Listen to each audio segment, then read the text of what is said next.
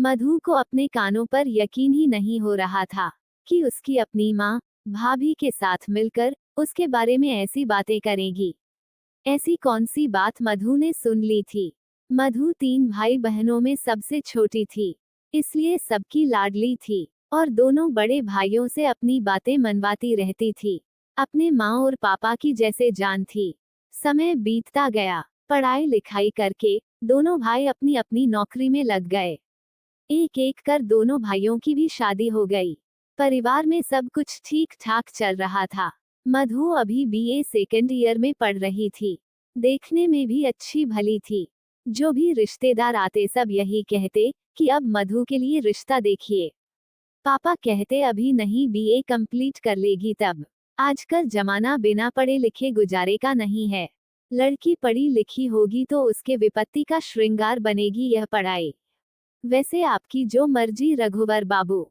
इधर मधु शादी की बात सुनकर थोड़ा सहमसी जाती है। अभी भी लोग ससुराल के माहौल को बहुत ही डरानुमा बनाते हैं, इसलिए मधु को ससुराल के नाम से डर लगने लगा था।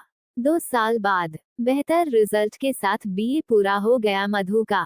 कई जगह जाने के बाद मधु के लिए एक अच्छे वर की तलाश रघुबर जी की संपन्न हुई। आज मधु की शादी है मयंक बाबू के साथ। पेशे से बैंक मैनेजर हैं। उनके पिताजी शिक्षक हैं और 2 छोटी बहनें हैं। कुल मिलाकर सुखी संपन्न परिवार मिला है मधु को। खुशी खुशी सारी रस्में पूरी होने के बाद मधु आज अपने ससुराल पहुंचती है। बहुत जोरों शोरों से उसका स्वागत किया जाता है, क्योंकि घर की वह इकलौती बहू है। मधु की सासुमां बहुत ही सुंदर से बहू का स्वागत करती हैं। सारी रस्में होने के बाद बहू को अपने कमरे में ले जाते हुए मयंक की मां कहती हैं, मधु कोई भी दिक्कत हो तो बेहिचक मुझे कहना, मैं तुम्हारी मां समान नहीं मां हूं। मधु को हैरत हो रही थी कि यह सिर्फ मेरी सासू मां का दिखावा है या फिर सच में मयंक जी की मां ऐसी है। सभी आज तक बोलते रहते थे, सास बहुत गर्म होती है, ससुराल में जीना मुश्किल कर देती है, वगैरह वगैरह। ये तो बिल्कुल विपरीत हैं।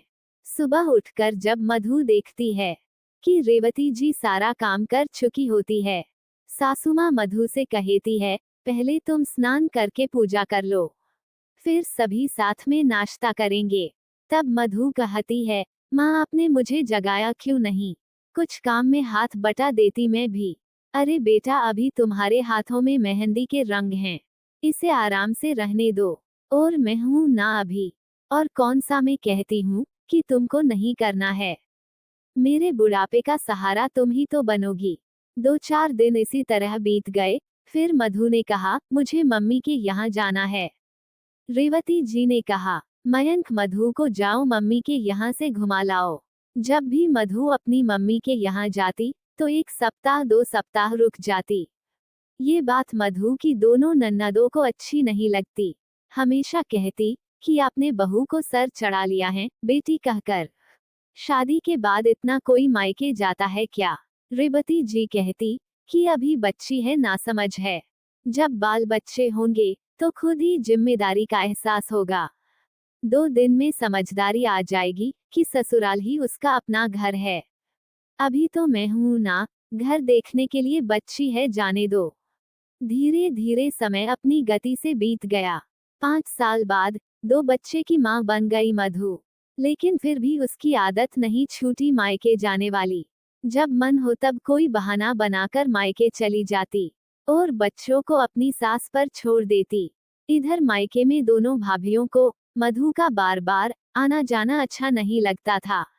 माँ और दोनों भाभियों के बीच मधु की वजह से हमेशा अनबन रहती थी। इस बार मधु जब मायके आई मयंक जी भी साथ थे। रात में तो सब ठीक था।